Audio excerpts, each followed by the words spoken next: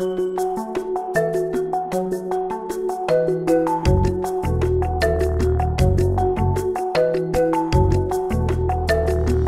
1er avril 1987, le bâtonnier Jacques Henry décédait dans des circonstances tragiques au palais de justice de Liège à l'occasion d'une fusillade entre un de ses anciens clients et les forces de l'ordre.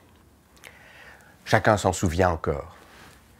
Il était le rédacteur en chef de notre revue depuis 10 ans à peu près, et c'est sous son égide qu'elle s'était transformée de revue de jurisprudence de la Cour d'appel de Liège et des juridictions de son ressort en revue de jurisprudence de Liège, Mons et Bruxelles. C'était donc il y a 30 ans, et nous sommes toujours portés par son souffle. Nous avons voulu commémorer son décès par un numéro spécial qui est consacré aux droits des jeunes. Ce n'est pas par hasard.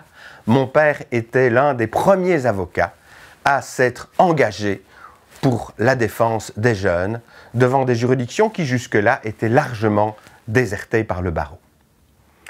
Ce numéro, qui était composé par Cécile Delbrouck, Malvin Chapelle et l'ensemble de la commission jeunesse du barreau de Liège, s'ouvre d'abord par un arrêt de la Cour européenne des droits de l'homme du 19 mai 2016, annoté par Françoise Tulkens, une de nos compagnes de longue date qui a toujours été à nos côtés dans les combats pour la progression du droit des jeunes.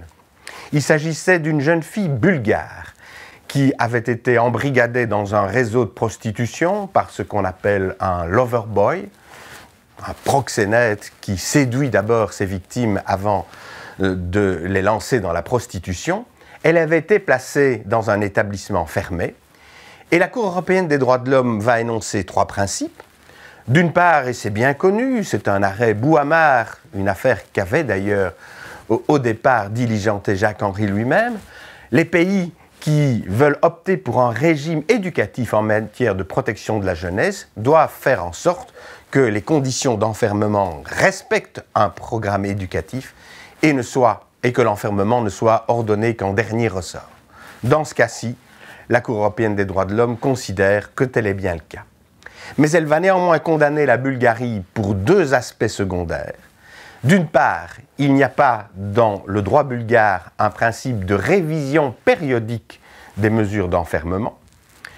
Et d'autre part, il y a dans le régime d'enfermement des mineurs une possibilité de contrôle systématique et d'ailleurs automatique de toute correspondance adressée par le mineur, même à son avocat, même aux autorités, même à des organisations non gouvernementales, et une interdiction d'avoir des communications téléphoniques confidentielles, de condamnation donc, pour ces 2 aspects accessoires si l'on veut. Et puis une série de décisions de fond de nos juridictions de la jeunesse, particulièrement de la Cour d'appel de Liège, avec notamment 4 arrêts de celle-ci en matière de fratrie. En matière d'aide contrainte, il semble être fréquent que les juges de la jeunesse statuent par une seule décision pour plusieurs enfants faisant partie d'une même fratrie. C'est contraire au principe d'individualisation et la Cour d'appel de Liège le répète et le décline par 4 arrêts distincts en signalant qu'il est absolument indispensable qu'il y ait une décision par mineur et une décision qui individualise les mesures qui sont prises par rapport à chacun de ceux-ci. Plusieurs décisions également en matière de tuteur ad hoc. Quand faut-il désigner un tuteur ad hoc, particulièrement lorsqu'on est en présence d'une situation où il y a eu une déchéance de l'autorité parentale. Et puis encore 3 décisions que j'épingle. Un arrêt de la Cour d'appel de Liège du 24 février 2016 en matière cette fois d'aide consentie, compétences territoriales et dépenses et frais. Une décision du tribunal de la jeunesse de Mons du 15 mars 2016 avec une hypothèse tout à fait particulière en matière de déchéance d'autorité parentale. Il s'agissait du cas d'une mère qui avait assassiné le père de l'enfant. Fallait-il la déchoir de l'autorité parentale alors qu'elle tentait de conserver des liens très forts avec ses enfants?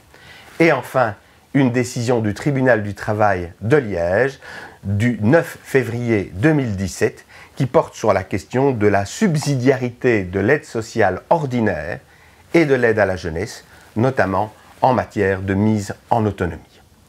Décision et numéros qui ont donc été préparés essentiellement par la commission jeunesse du barreau de Liège, Cécile Delbrouck et Malvine Chapelle.